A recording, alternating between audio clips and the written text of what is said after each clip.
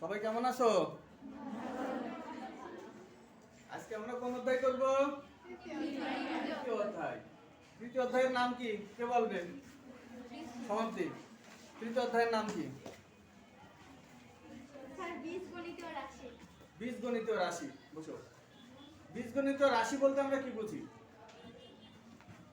প্রথমত আগে আমরা রাশিতে যাই। রাশি কাকে বলে? রাশি হচ্ছে যা কিছু পরিমাপযোগ্য তাহাই রাশি। পদার্থ বিজ্ঞানের ভাষায় যা কিছু পরিমাপ করা যায় তাই রাশি। রাশি দুই ধরনের, তাই তো? কি? মৌলিক রাশি আর লব্ধ রাশি। ঠিক আছে তো?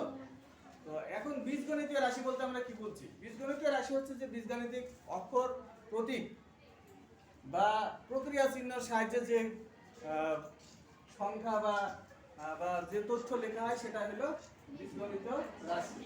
যেমন 2x, এটা একটা বীজগণিতীয় রাশি। আবার যদি এর সাথে প্লাস দিতাম 7, 2x + 7 একটা বীজগণিতীয় রাশি। ঠিক আছে?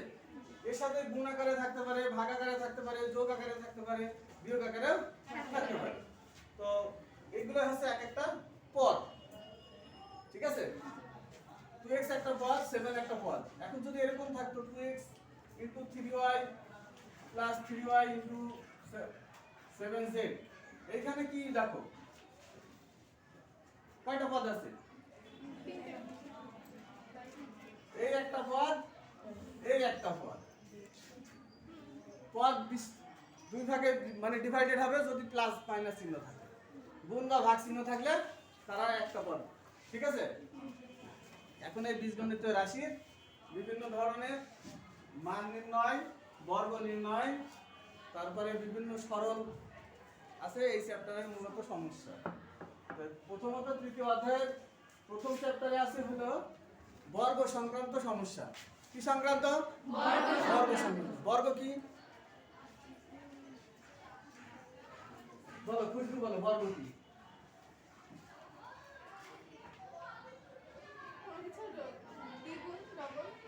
বর্গ মানে দ্বিগুণ।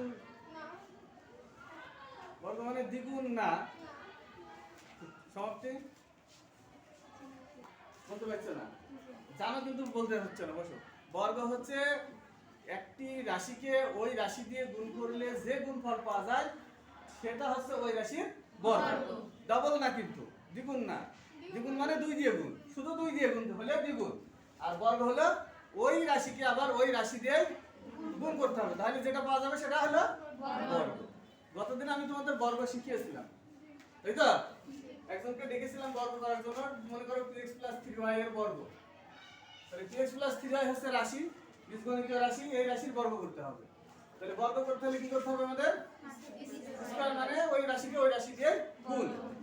তাহলে এই বর্গ করার জন্য আমাদের কি লাগবে? সূত্র। সূত্র লাগবে। বর্গ করার কয়টা সূত্র আছে? কয়টা? দুইটা সূত্র আছে না তিনটা আছে? কয়টা? তিনটা আছে। একটা আছে বর্গের একটা বিস্তৃত সূত্র আছে, আর দুটো সূত্র আছে, একটা a+b² আর একটা a−b²। তবে আমরা এটাকে একটা সূত্র বলতে পারি যে a+b² শুধু সূত্র, a−b² সূত্র না। বুঝতে পেরেছো? কারণ আমরা যদি মনে করো 2x - 3y এর বর্গ করব, তাহলে তো আমরা a−b² সূত্র দিয়ে করতে পারি। এখন আমি যদি এটা a+b² সূত্র দিয়ে করি কেমন হবে? এরকম হয় না? এটা a প্লাস এটা b হোল স্কয়ার। তাহলে দেখো কেমন হয়? a² plus 2ab plus b²। হবে না? হবে। তার মানে সূত্র ধরতে গেলে একটা, আমরা যদি ধরি তিনটাও সূত্র, তাই তো? তাহলে বর্গ নির্ণয় করতে হলে যারই বর্গ করবে তার মাথার উপরে স্কয়ার মারবা, তাই তো? এখন কোন সময় আমরা দেখেছি বর্গ করার সময় a + 2b - 3c এরকম একটা রাশি আছে, তার বর্গ নির্ণয় করতে হবে। তাহলে বর্গ নির্ণয় করতে হলে আমাকে কি করতে হবে? প্রথমে আগে হোল স্কয়ার। এবার আমরা কোন সূত্র করতে পারি? a + b + c হোল স্কয়ারের সূত্র, তাই তো? এটা a, এটা b আর এটা c। Plus B plus C whole square সমান কি a square plus B square plus C square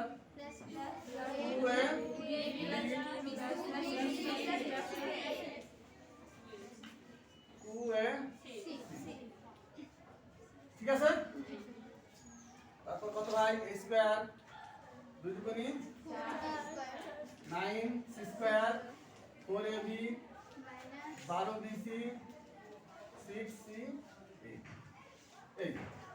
এই নিয়মে করলে সহজ হয়ে যায় কিন্তু a প্লাস b হোল স্কয়ারের সূত্র দিয়েও করা যাবে প্রথমে আগে যে কোনো দুটোকে একটা ধরতে হবে হয় a প্লাস 2b কে ধরতে হবে নাহলে 2b মাইনাস 3c কে ধরতে হবে ধরেও করা যাবে ঠিক আছে এই হলো বর্গ নির্ণয় এখন এই বর্গ নির্ণয়ের পরে আছে কিছু সরল সরল কি আকারে আছে আমরা জানি যে সূত্রে দুটো অংশ থাকে একটা বাম পক্ষে একটা ডান পক্ষ a plus b whole square সমান a square plus 2ab plus b square এটা হলো ডান পক্ষ আর এটা বাম পক্ষ তো সরলে সাধারণত ডান পক্ষ থেকে বাম পক্ষে আসতে হয় আর বর্গ নির্ণয়ে বাম পক্ষ থেকে ডান পক্ষে এই হলো সরল আর বর্গ নির্ণয়ের মধ্যে পার্থক্য ঠিক আছে এরপরে যাব আমরা মান নির্ণয় অঙ্ক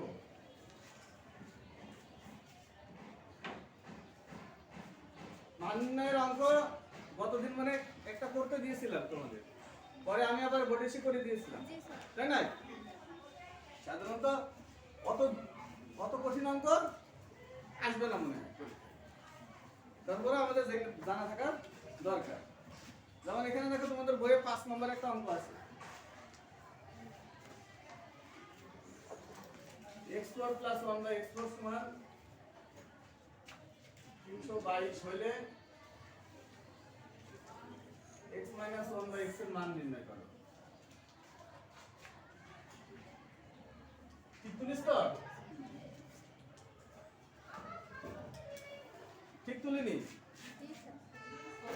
উল্টো তুলিছি বইতে দেওয়া আছে x - 1/x = 4 হলে দেখা যায় এটা সমান 322 তো আমরা এবার এই অঙ্কটা করব কিন্তু উল্টো দিক দিয়েই করব ঠিক আছে আমরা যদি এখান থেকে চুয়াডাঙ্গা যেতে পারি তাহলে চুয়াডাঙ্গা থেকে কেন মুন্সিগঞ্জে ফেরত আসতে পারবো না পারার কথা নাকি হয়তো রাস্তাও ভিন্ন হতে পারে কিন্তু ফেরত অবশ্যই আসা যাবে তাহলে এটা ধরে করি আমরা দেওয়া আছে এটা x² + 1/x² গ্যাপ দিলাম এটা তো বোঝো এটা স্কয়ার আর এটা বি স্কয়ার করলে a + whole square minus 2ab এটা কেটে যায় কি থাকে x² + 1/x²।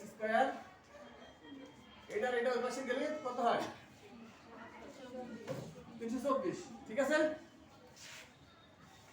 যদি এটা রুট করে দিই কত হবে 324 এর রুট হচ্ছে 18 এর পাশে স্কয়ার উঠিয়ে দিলাম তাহলে এর পাশে রুট আচ্ছা কিসের মান বের করতে হবে মাইনাসের x² + b² সূত্র আছে দুটো আর a + হোল স্কয়ার এটা a - হোল স্কয়ার তাহলে a - whole square plus 2ab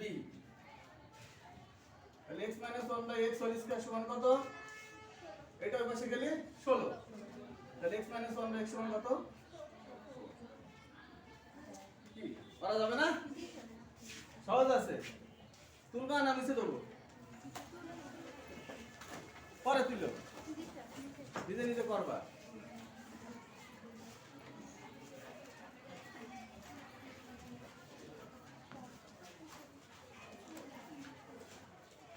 চার নম্বর অঙ্ক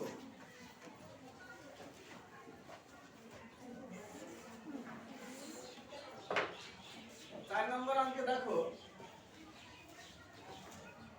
a + b = 9m ab = 18m² বলে যে a - b এর মান নির্ণয় করো a - b এর তো আর কোনো সূত্র নেই আছে যদি a - b এর সূত্র না থাকে তাহলে আমরা কেমনে করব অঙ্কটা প্রথমে আমরা a - b হোল স্কয়ারের মানটা বের করতে পারব তাই তো তাহলে আমরা প্রথমে আগে a - b হোল স্কয়ারের সূত্র আছে তাই a - b হোল স্কয়ারের মানটা বের করব a - b হোল স্কয়ার সমান কি a + b whole square minus 4ab a + b সমান কত 9 4 এর মান কত? 18 ঠিক আছে তো? এই সবাই দিকে খেয়াল করো। 9 পরিষ্কার থাকলে কত হয়? এটা গুণ করলে কত? 9m square. a minus whole square সমান যদি 9m স্কয়ার হয় তাহলে a মাইনাস b সমান কি হবে? হ্যাঁ এটা তো ঠিক আছে।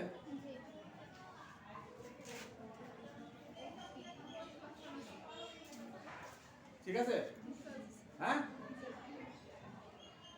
কারো কোনো মনের ভিতরে কিছু প্রশ্ন থাকলে অবশ্যই প্রশ্ন করতে হবে। এখানে আমার মনে হচ্ছে ঠিক নেই। এখানে এখানে দিইনি, আমি এখানে দিয়েছি, অসুবিধা কোথায়? হ্যাঁ আমার মনে হয় যে এখানে দিতে হবে, কিন্তু আমি দিইনি। আমি দিইনি এই কারণে যে অনেকে এই জায়গায় দেয় না, তাই আমিও দিইনি প্রথমে। কিন্তু যদি কেউ না দিয়ে থেকে এই জায়গায় দেয় তাহলে ভুল হবে। বুঝাতে পেরেছি? অর্থাৎ এই জায়গা দিতে হবে, তারপরে এখানে আসবে। এই জায়গায় না থাকলে এই জায়গায় আসবে না। মনে থাকবে? এই অঙ্কটা করানোর মূল উদ্দেশ্য কিন্তু এইটুকু, যে অনেকেই প্লাস মাইনাস রুটের লাগে প্লাস মাইনাস বসাই না। বসাই কোথায়? এই জন্য এই জায়গায় প্লাস মাইনাস না হলে এই জায়গায় হয় না। মনে থাকবে? এখন তোমরা বলো, তোমাদের এই চ্যাপ্টারে এমন কোনো প্রশ্ন আছে কি যা আমার সলিউশন করে দেওয়া উচিত?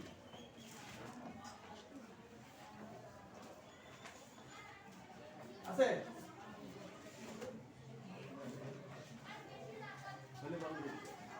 এমন কোনো প্রশ্ন আছে?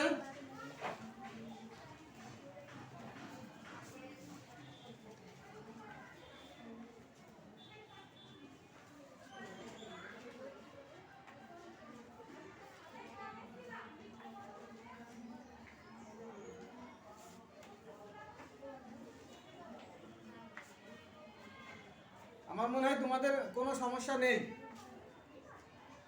ঠিক তো?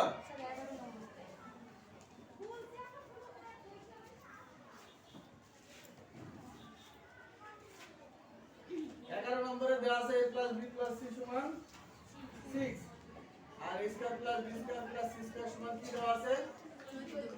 14। আমরা জানি যে এই সূত্রের তিনটা অংশ আছে। কয়টা? তার মধ্যে দুইটা অংশের মান দেওয়া আছে আর একটা অংশের মান দেওয়া নেই। অতএব আমাদের প্রথমেই কাজ হচ্ছে ওই অংশটার মান বের করে নেওয়া। তাহলে প্রথমে আমরা বের করব কার মান?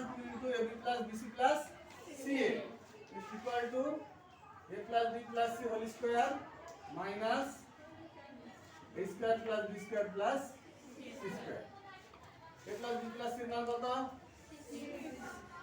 6 6 36 কত হয়? 22। ঠিক আছে তো? এইবার দেওয়া আছে কি? a minus whole square plus b minus c whole square plus c minus a whole square এর মান বের করতে হবে। a minus whole square সমান কি? a square minus 2b plus b minus whole square এর মান কি? আর c minus a whole square। ঠিক আছে? a square আর a square 2a square b square b square আর c square c square c square minus 2ab minus 2bc minus 2ca two common নিলাম।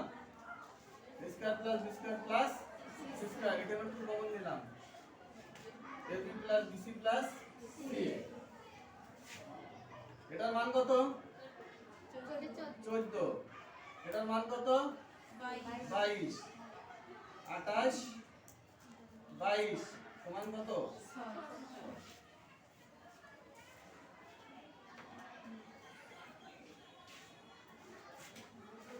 আর কোন সমস্যা আছে তোমাদের?